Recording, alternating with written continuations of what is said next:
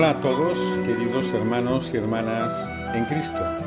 Soy Reverendo Francisco Javier Alonso, rector de la Iglesia Episcopal del Poderoso Salvador de Vigo, licenciado en Psicología y arcipreste del área de Galicia.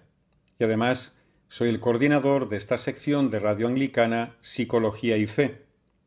Hoy me gustaría detenerme en un análisis respecto a lo que podemos considerar el hecho religioso y la vivencia mística, es decir, la experiencia personal del misterio de lo divino.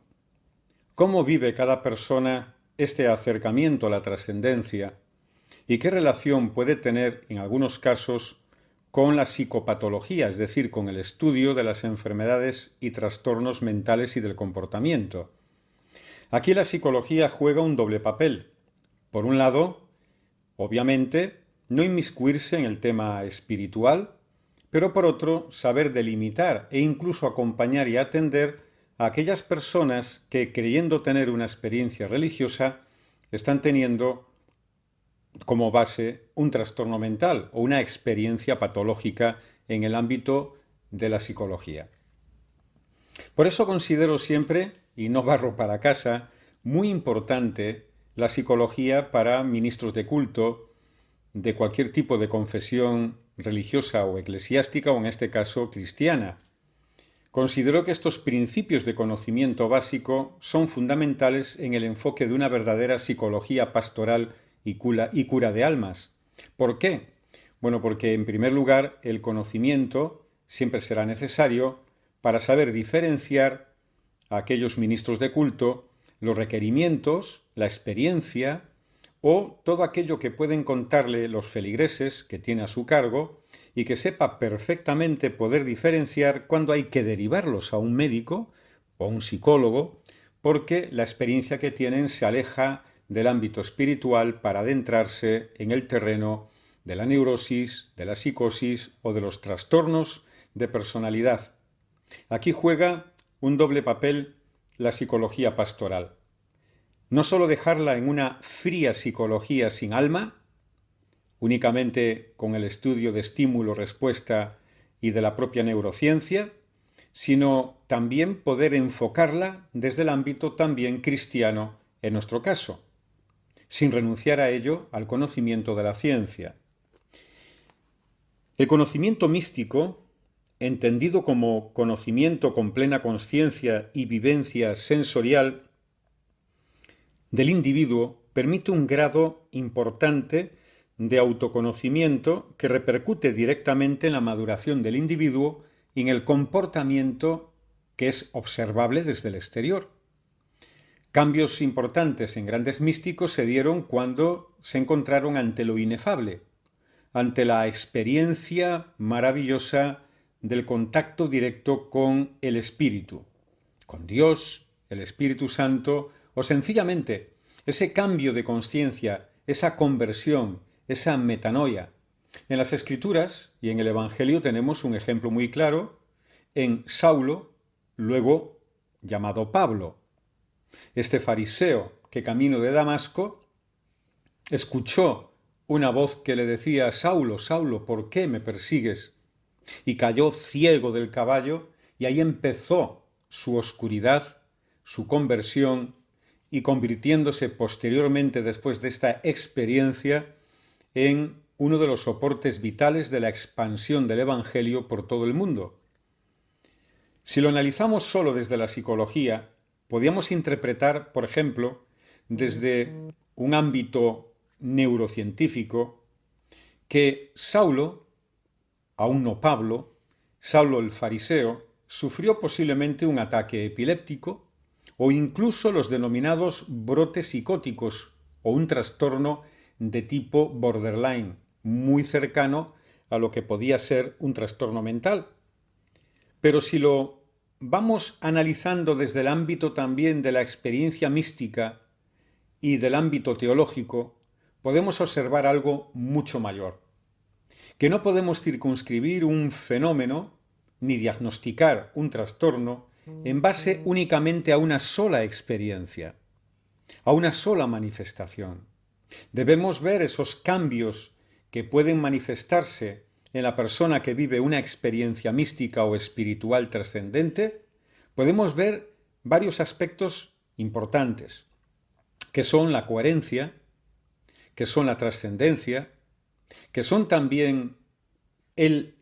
camino continuo o continuidad en el tiempo que hace que esta persona haya transformado aspectos de su personalidad, que han hecho que se entregue a una causa determinada, en este caso a Cristo, al Evangelio de Cristo, en el caso de Pablo, o como otros, por ejemplo, que viniendo de buenas familias, como el caso, por ejemplo, de San Francisco de Asís, de una familia bien posicionada, se hace monje y dedica su vida también incluso no solo a expandir el Evangelio y la palabra de nuestro Señor, sino a entregarse también en la causa de la protección de los animales y de la propia naturaleza. O San Antón,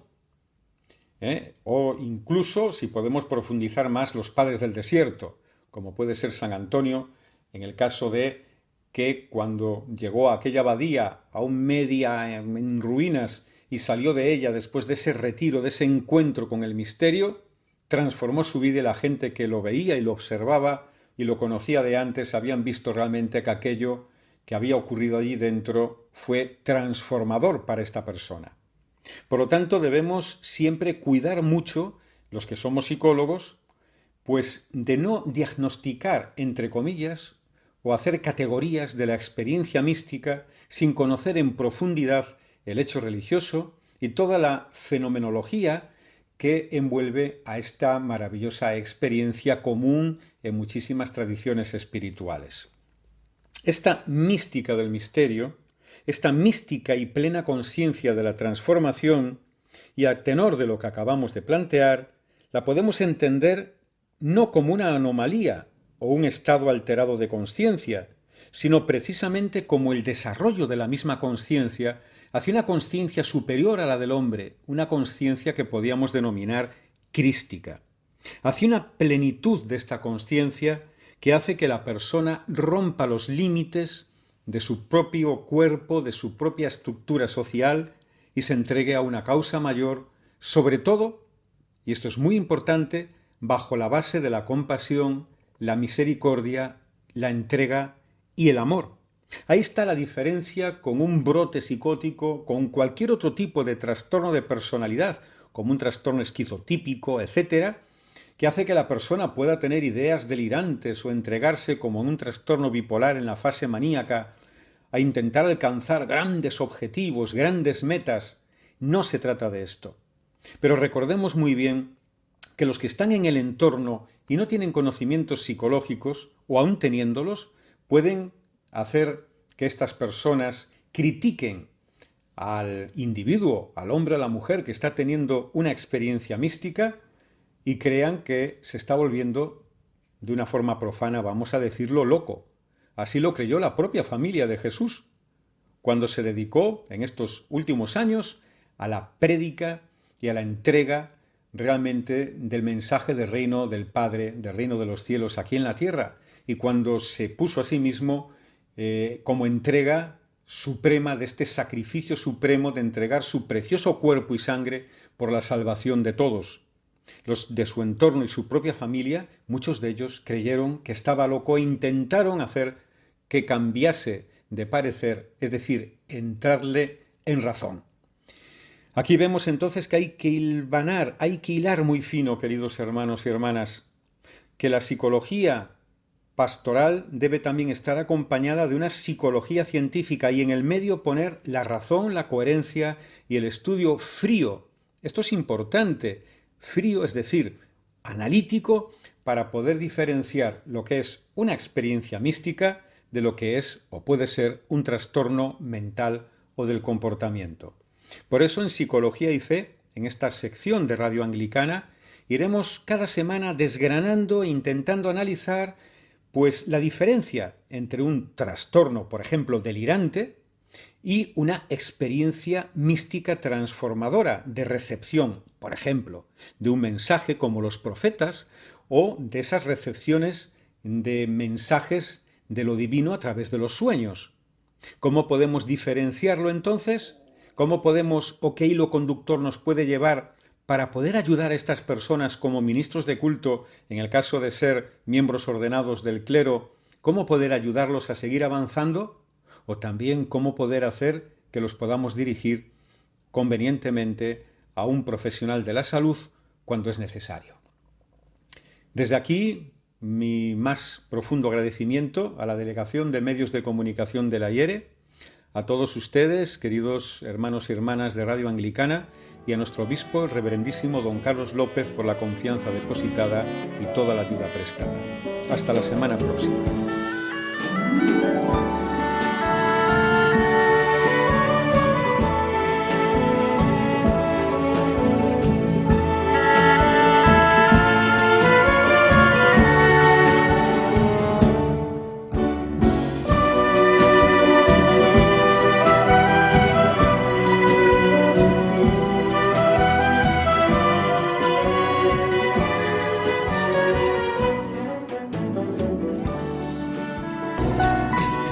Esta es Radio Anglicana, transmitiendo vía internet en www.radioanglicana.es. Descargue nuestra aplicación para Android y iPhone. Radio Anglicana, la voz de la Iglesia en España. Cantad y orad con nosotros, jóvenes de toda la tierra. Cantad y anunciad con nosotros por las sendas del mundo la buena noticia.